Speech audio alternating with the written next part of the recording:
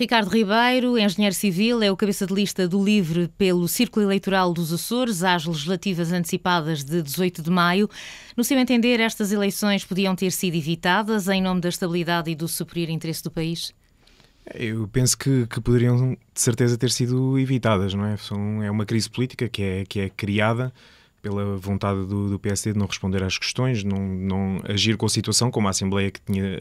sido eleita ainda há pouco tempo. Não obstante, no momento em que é criada a crise,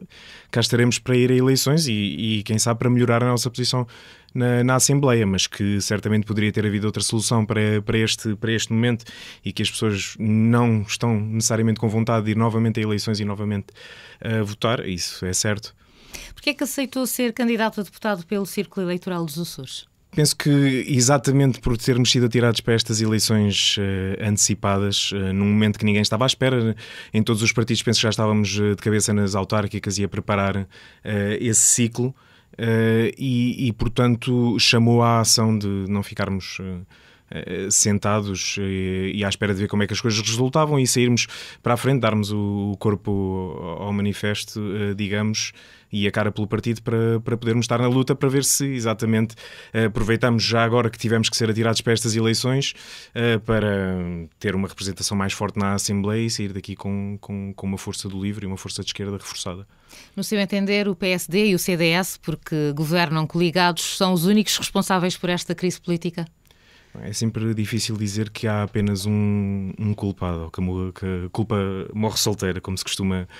costuma dizer. Poderá dizer-se que foi do PSD, que o PS também terá dado ajuda e o Presidente da República, ainda em aspas. Mas no final de contas o que conta é que acabámos por dar-nos em eleições e, portanto, é com isso que nos temos que conformar agora e trabalhar para dar as respostas ao povo e ver se conseguimos dar-lhes a estabilidade que precisam para não estarmos de volta a esta situação daqui a mais um ano ou um ano e meio, que não é isto que o país neste momento precisa com as crises que enfrenta. Olhando agora para os dossiês que dizem particularmente respeito à região, a revisão da Lei de Finanças Regionais não está na gaveta, mas pouco ou nada avançou no último ano. Do seu ponto de vista, o que é preciso cautelar e com que rapidez?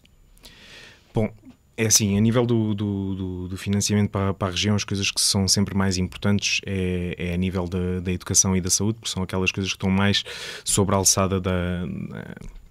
autonomia da região à parte dos órgãos da República. E nesse aspecto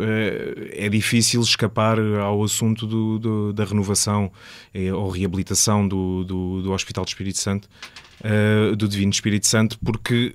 lá está, de tudo o que temos vindo a saber, do gasto que foi durante o período que tiveram desalojados, digamos, do hospital, o gasto no hospital modular e a necessidade de reabilitação séria e de precaução de futuros incêndios e de futuros eventos sísmicos, por exemplo, o acautelar de que as verbas para o hospital estão bem definidas e que se consegue fazer um projeto digno da região e do que a região necessita em termos de saúde, penso que era uma das coisas mais importantes a estar acautelado. Mas no âmbito da Lei das Finanças Regionais devia estar inscrito em sede desta lei?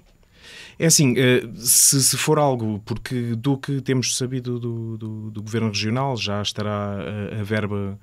disponível por parte do Governo Regional para isso. A questão que não ficou clara, pelo menos para mim também do que sei, é se o projeto que é apresentado neste momento com as verbas que se têm disponíveis, se é um projeto que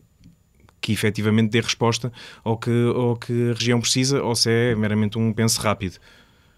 Quais são os seus compromissos eleitorais se for eleito deputado? Quais são as propostas do LIVRE? É assim, as propostas do LIVRE, nós vamos votar agora o nosso programa este fim de semana no Congresso, ainda temos um programa preliminar, portanto não posso adiantar valores, números assim com grande propriedade, mas as bandeiras têm sido, já da última campanha,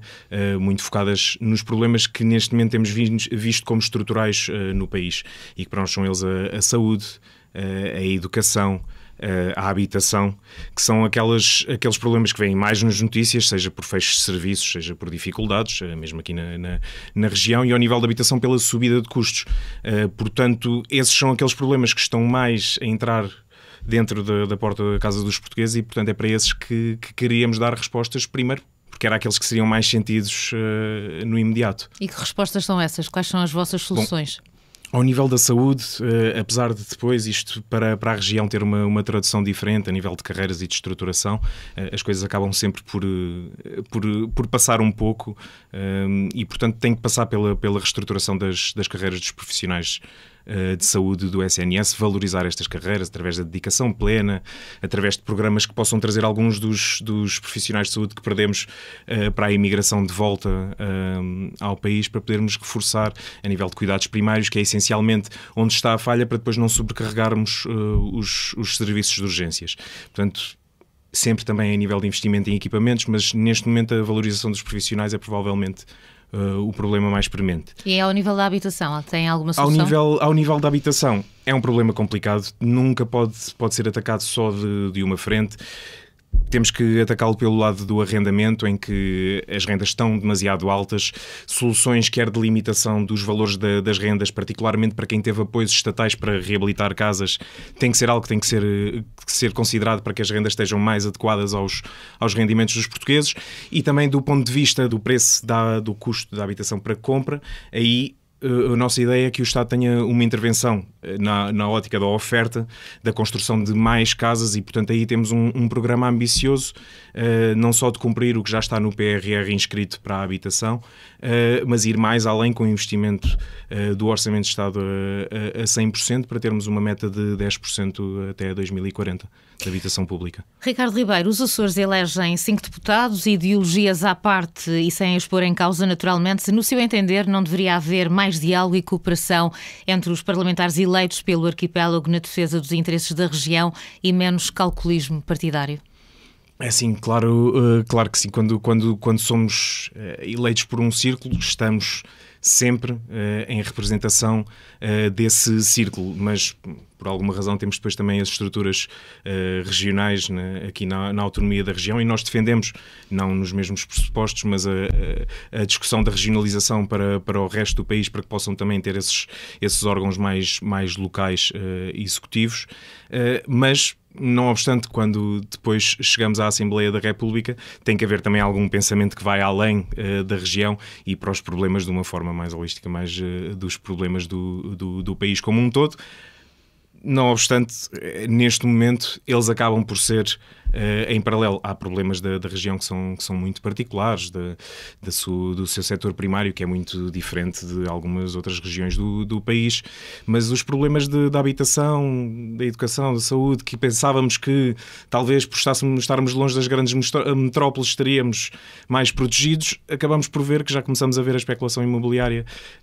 aqui na região, muito por força do turismo, e portanto os problemas acabam por se tocar, e quando se vai lá, o importante é estarmos em defesa dos problemas das pessoas, que não são circunscritos aqui à região, são do país como um todo. De qualquer das maneiras, pergunto, se for eleito, vai tentar estabelecer pontos e entendimentos com os outros deputados eleitos pela região? É assim, nós no LIVRE somos exatamente um partido de pontos. Nascemos exatamente da ideia que à esquerda tinha de haver mais convergência do que havia até então. E, portanto, a nossa ideia, tanto a nível da Assembleia da República com os deputados eleitos pelo Círculo dos Açores, como com os restantes deputados que compõem as bancadas, a nossa ideia é exatamente sempre procurar sinergias e acordos à esquerda, isso não vamos esconder.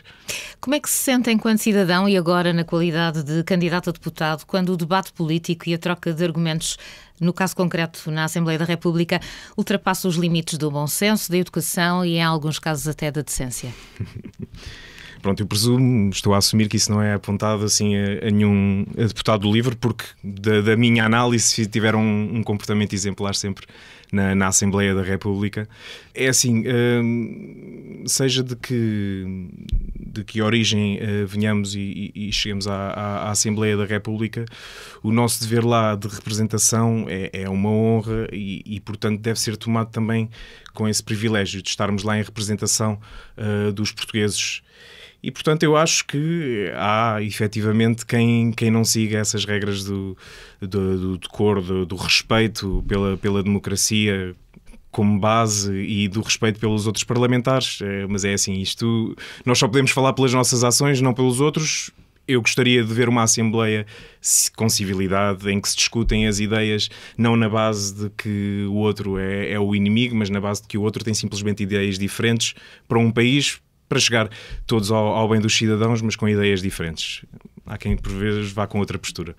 Nos Açores, os níveis de abstenção são sempre elevados comparativamente ao resto do país. Nas últimas legislativas ultrapassaram mesmo os 50%. Receia que a 18 de maio se volte a bater um recorde?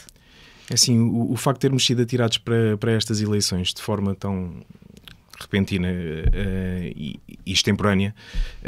significa que muito provavelmente se calhar vamos assistir a isso não só nos Açores, mas um pouco por todo o país, porque as pessoas estão exatamente desiludidas com não lhes ser dada estabilidade, neste momento penso que só querem soluções para os problemas, não queriam ser chamadas a votos outra vez, e portanto é natural que aumente em todo o país. Nos Açores já é um problema, eu penso que a desilusão cresce, porque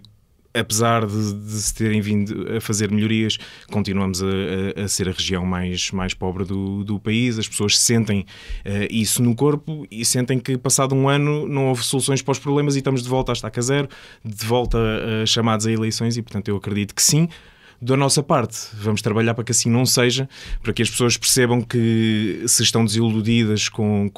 o rumo das coisas, que a solução não é a abstenção,